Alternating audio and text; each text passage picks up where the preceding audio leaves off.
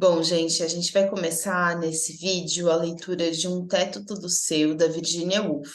Eu vou começar falando um pouco das circunstâncias desse vídeo, porque estou frustrada pelo seguinte motivo. Hoje que eu tô gravando esse vídeo, esse comentário inicial, eu acordei cedo, eu me preparei, eu coloquei uma roupa mais bonitinha, e eu não queria usar essa câmera que eu tô usando agora, por causa da iluminação desse lugar e de que ela é menos móvel e que a qualidade dela é menor e tudo mais. Então eu me organizei e fiz um vídeo super lindo.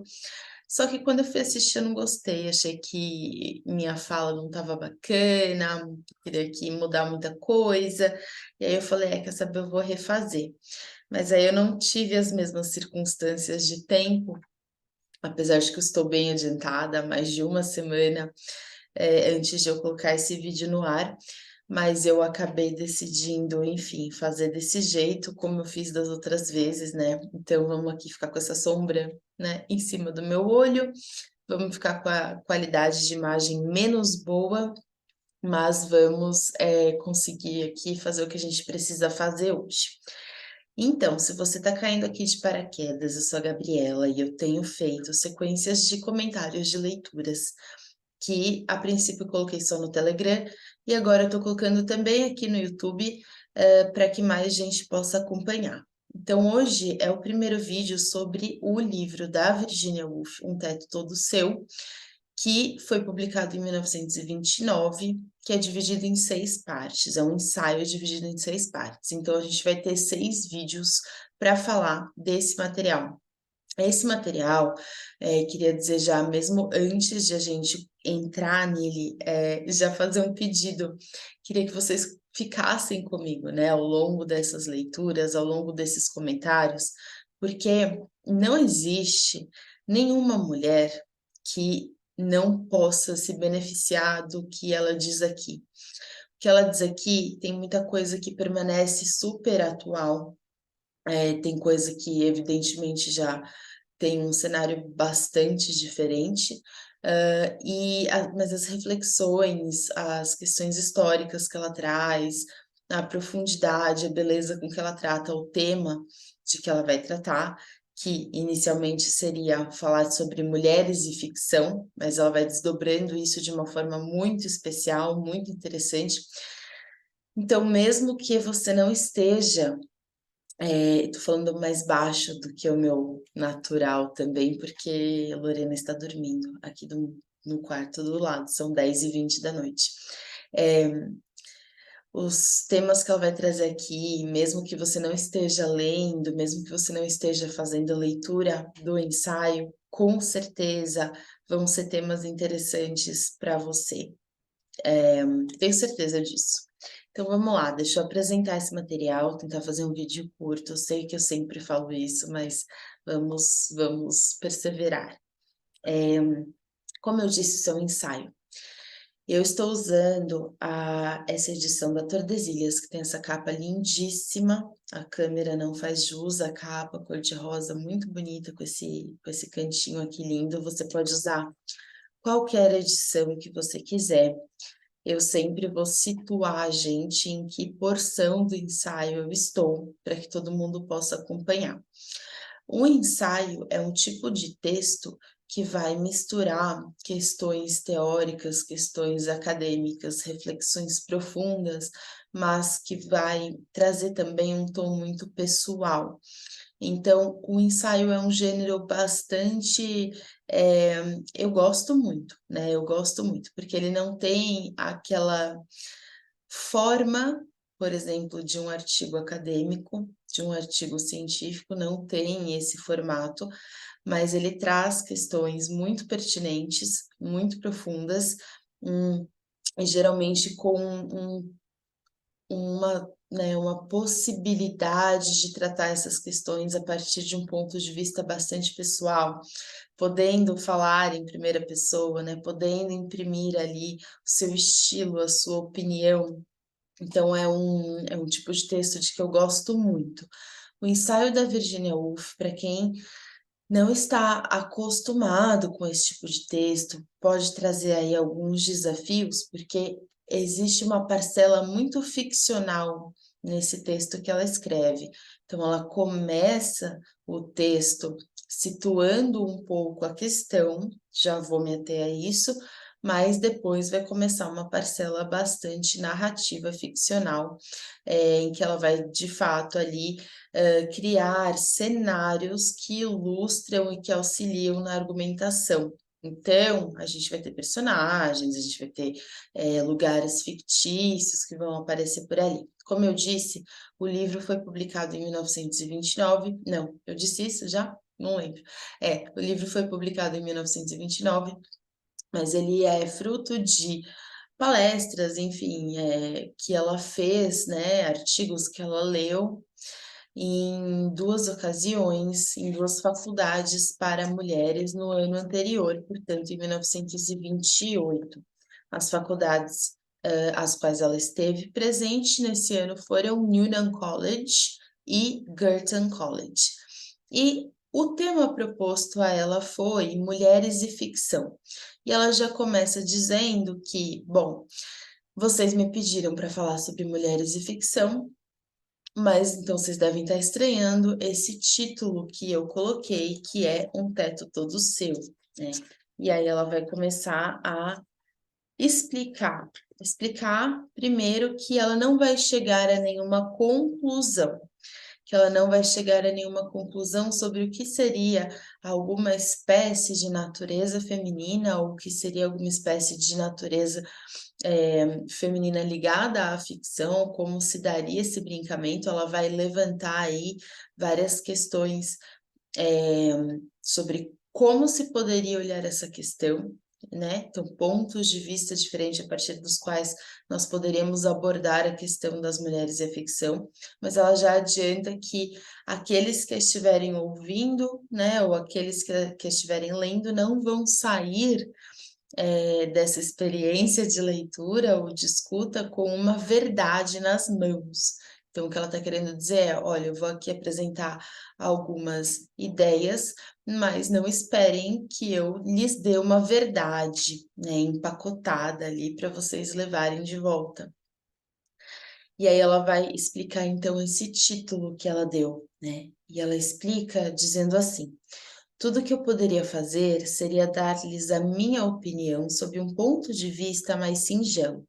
Uma mulher precisa ter dinheiro e um teto todo seu, um espaço próprio se quiser escrever ficção. Então, quando ela coloca a questão nesses termos, ela está se referindo a aspectos bastante materiais da questão, né? Ela está dizendo que uma mulher precisa de um espaço e que ela precisa de dinheiro.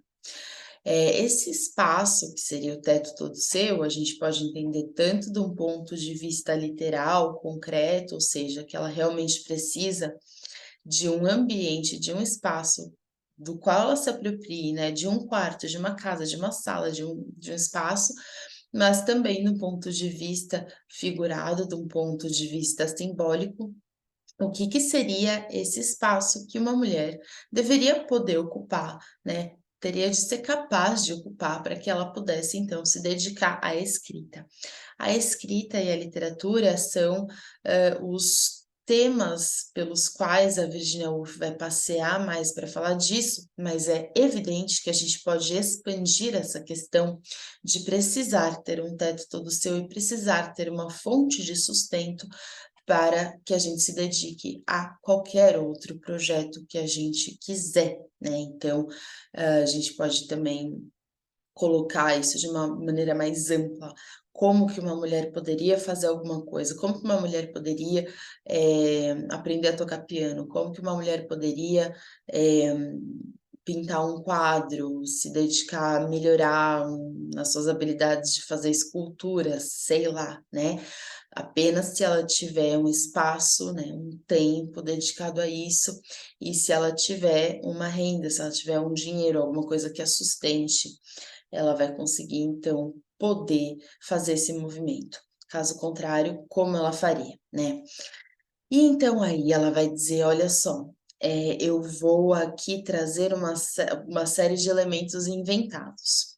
Primeiro, que ela diz é que ela vai descrever, então, algo que não existe, e o cenário inicial disso que é a ficção que ela vai incorporar nesse ensaio é um lugar chamado Oxbridge, que seria aí uma junção, né? A gente entende que seria uma junção das universidades de Cambridge e Oxford.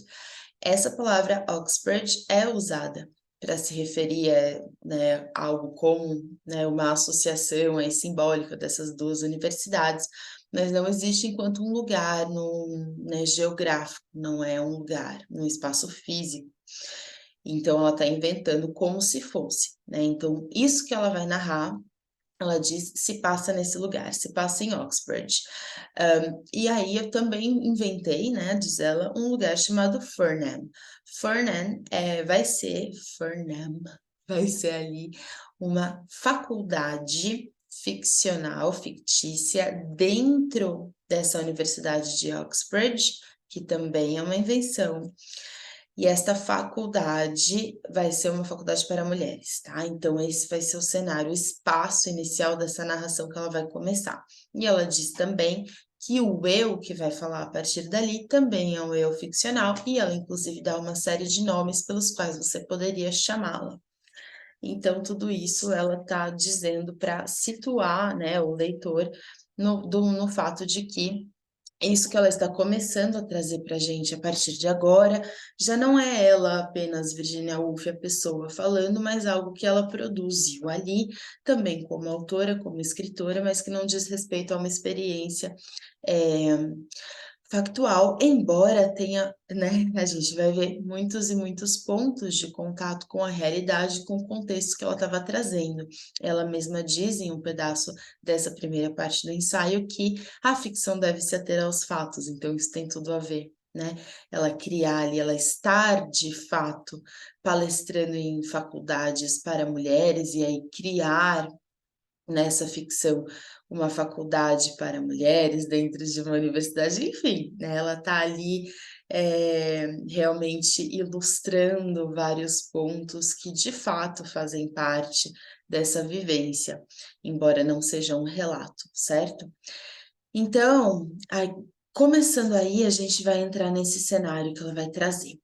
Estava lá a narradora, né? A narradora numa parte do campus de Oxford, e ela tem um pensamento e começa a refletir, começa a meditar, tá ali pensando em alguma coisa que tá interessante para ela, esse pensamento, e ela levanta e vai caminhar. Só que aparece ali um bedel, né? E ela diz assim: o rosto dele expressava horror e indignação. O instinto, em vez da razão, veio me socorrer. Ele era um bedel, eu era uma mulher. Aqui era o gramado, ali estava o caminho. Somente os estudantes e os professores eram admitidos aqui. O cascalho era o meu lugar.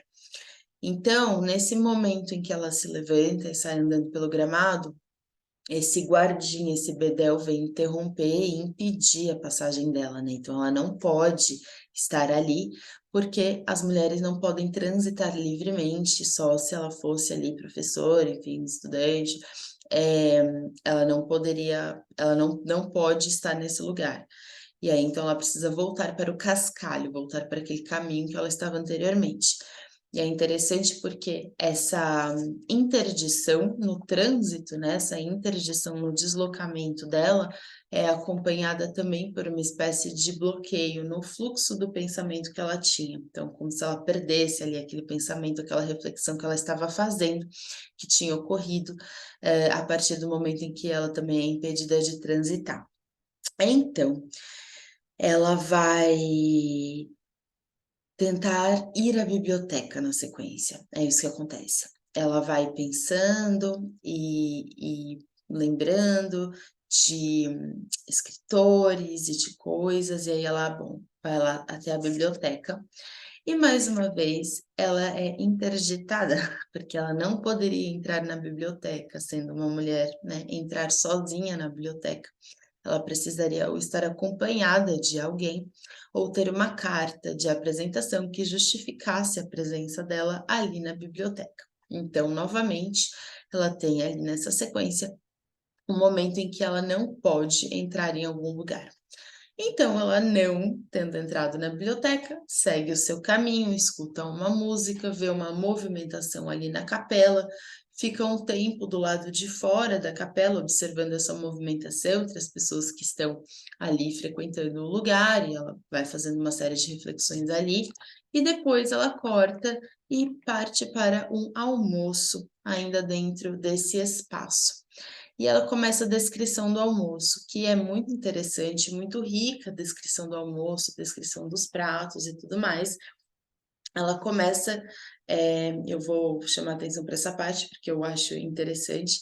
Ela começa ali falando sobre o primeiro prato, que é o linguado. É um peixe, então, que eles vão servir. E ela diz assim: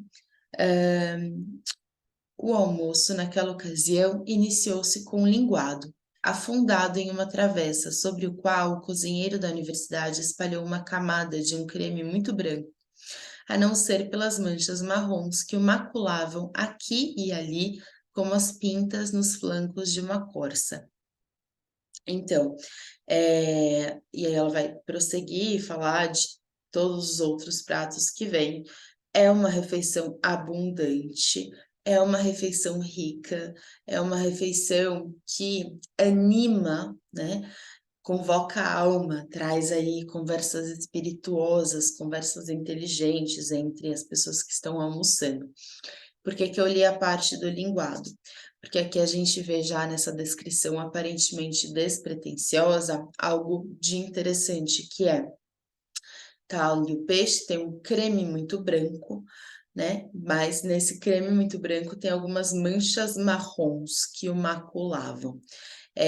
Então, isso já nos dá aí essa sensação de que alguma coisa quebra, né, a uniformidade, alguma coisa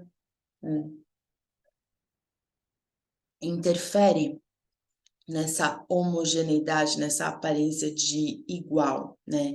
Algo é ser igual a si mesmo, ser igual ao outro. Então, esse creme branco parecia super uniforme, nesse linguado tinha umas manchas ali que meio que, né, rompiam com essa aparência harmônica. Isso vai ser importante por causa de um momento logo na sequência. Então, guardem que o almoço é muito abundante, tá bom? Que o almoço é muito espirituoso. Na sequência, então, ela vê um gato sem rabo. E o gato sem rabo também é um elemento que perturba a cena, né? Então, assim como ali a descrição das manchinhas no creme branco era um elemento que quebrava um pouco aquela uniformidade, também a aparição do gato sem rabo no meio daquele almoço é algo inesperado, né? É algo que chega ali e perturba a ordem, perturba a aparência, perturba alguma coisa. Ela usa uma frase muito bonita para falar disso. Ela diz assim: a visão daquele animal, abrupto e truncado, caminhando calmamente pelo pátio, modificou, por mero acaso da inteligência subconsciente, a luz emocional para mim. Foi como se alguém tivesse deixado cair uma sombra. Tem uma explicação desse gato diferentão, tá? Que é um gato que aparentemente existe ali numa ilha do Reino Unido, tá? Originário dessa ilha. Eu não sei desse gato, só sei desse gato por causa desse livro, tá bom? Mas a ideia aqui, né, como se alguém tivesse deixado cair uma sombra, é um elemento que faz com que ela pense, putz, algo parece diferente. É como se o próprio gato, diz ela, questionasse o universo, questionasse que algo parecia faltar. Muito, muito, muito interessante essa parte, né? Que a gente tem uma virada, um ponto de viradas, né, nas reflexões aí dessa narradora.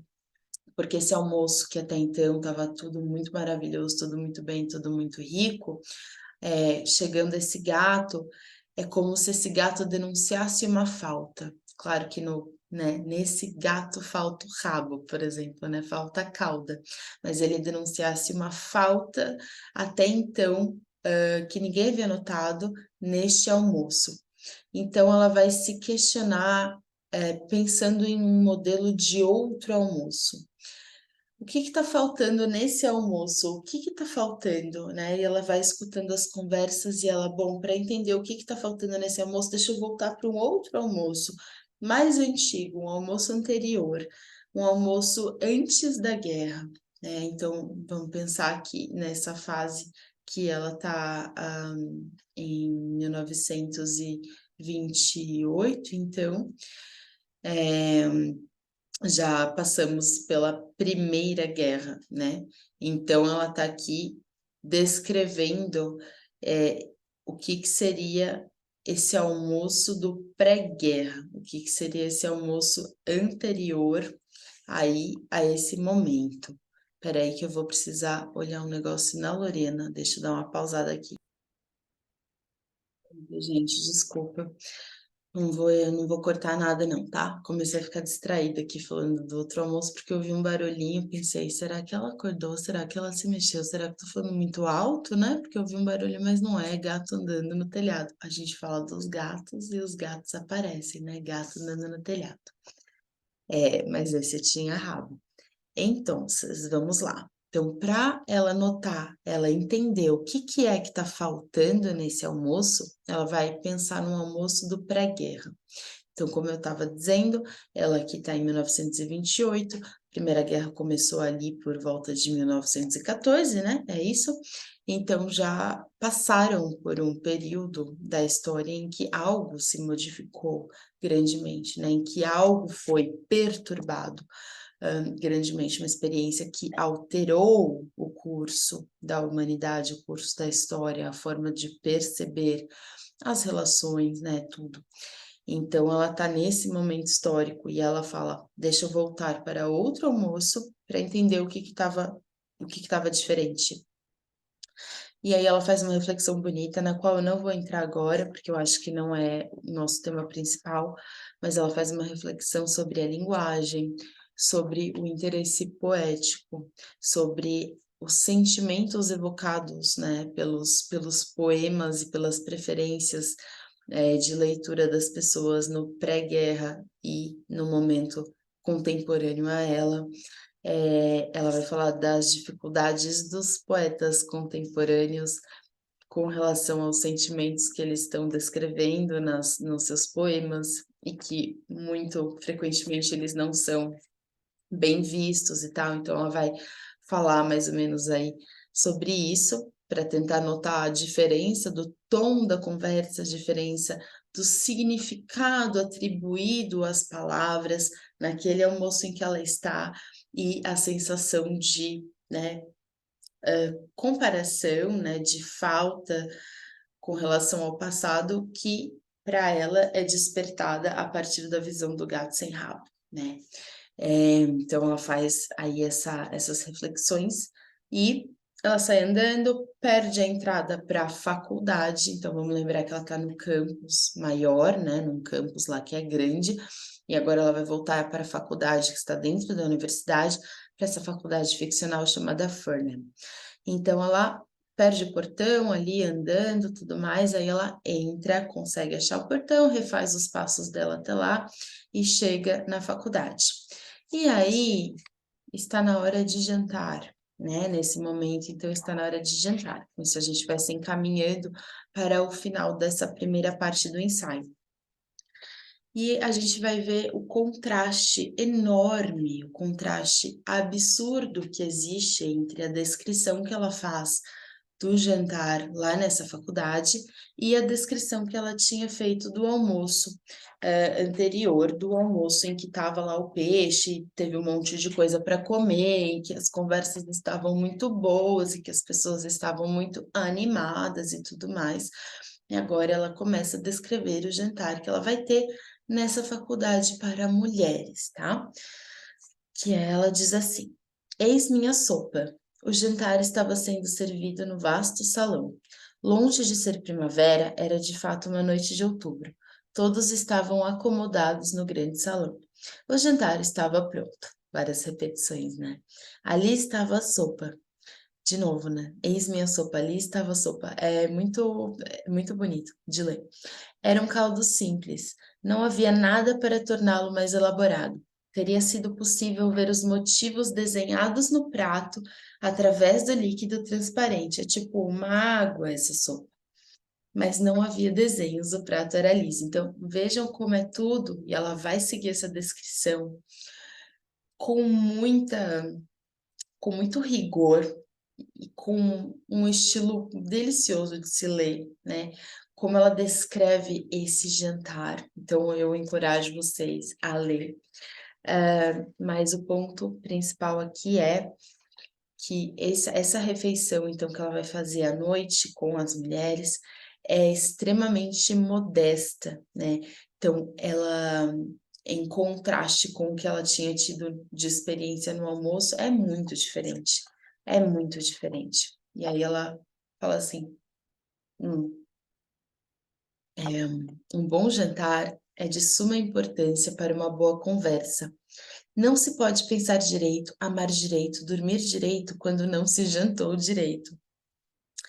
Então aqui ela, né, vai falar dos efeitos dessa refeição. Então, se lá no almoço, um dos efeitos de uma boa refeição naquele momento que ela compartilhou era, ter uma conversa espirituosa, sentir o brilho no meio da espinha, né, ela usa essa expressão como se fosse uma faísca, algo que anima ali, né, as almas, os intelectos, a conversa e tudo mais.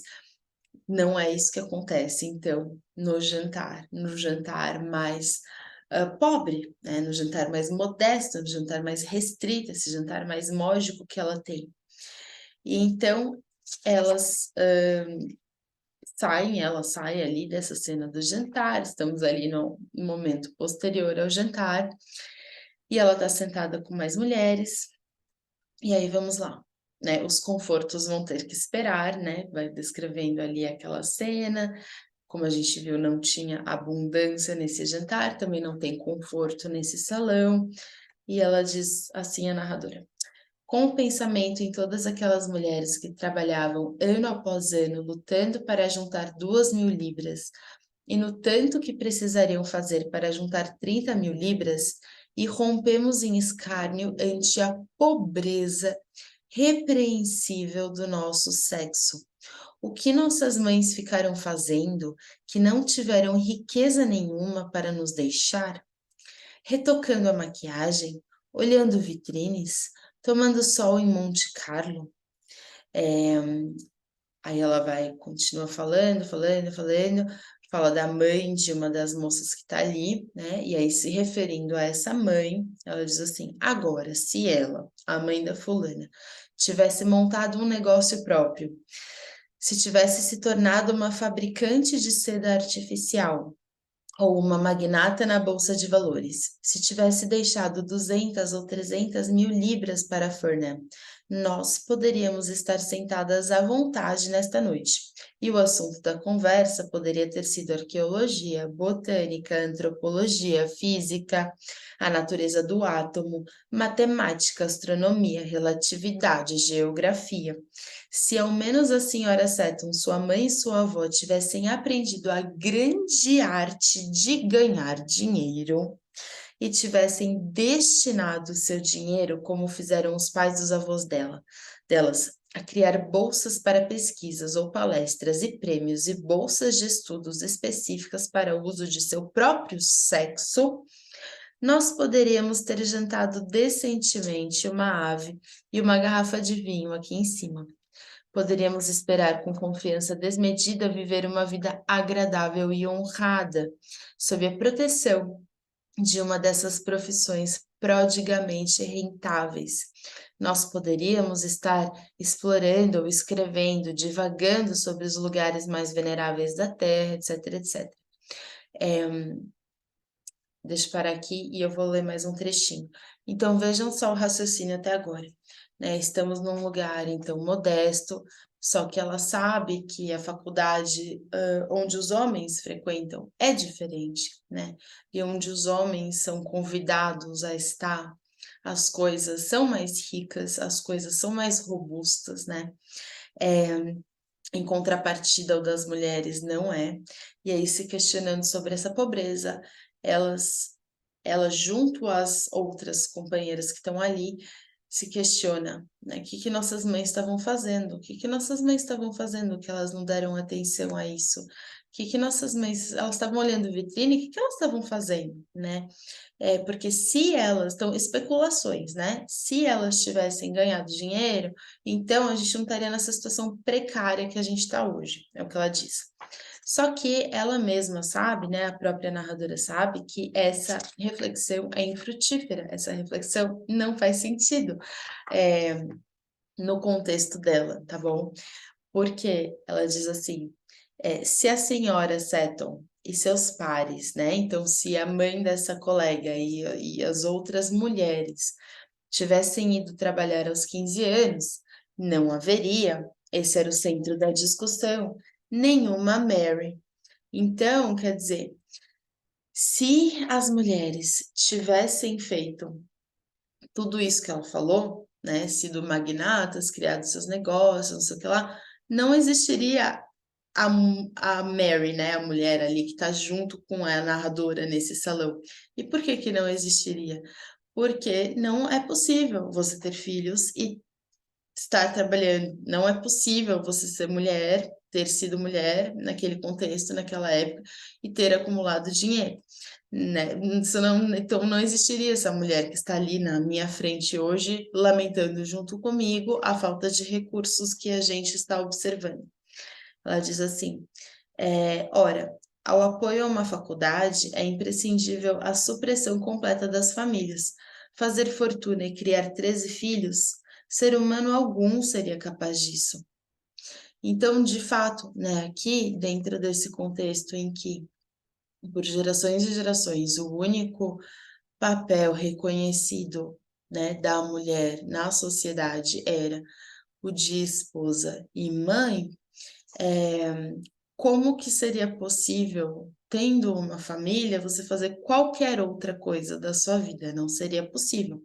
Fora os dados históricos, né? Até quando, por exemplo, isso está até em nota de rodapé aqui, pererã, até quando as mulheres não tiveram acesso ao próprio dinheiro, ainda que elas trabalhassem, né? Era o marido quem ficava com o dinheiro, quem controlava o dinheiro.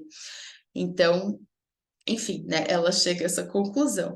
É inútil se perguntar essas coisas, porque para começar, você, né, Mary, nem existiria.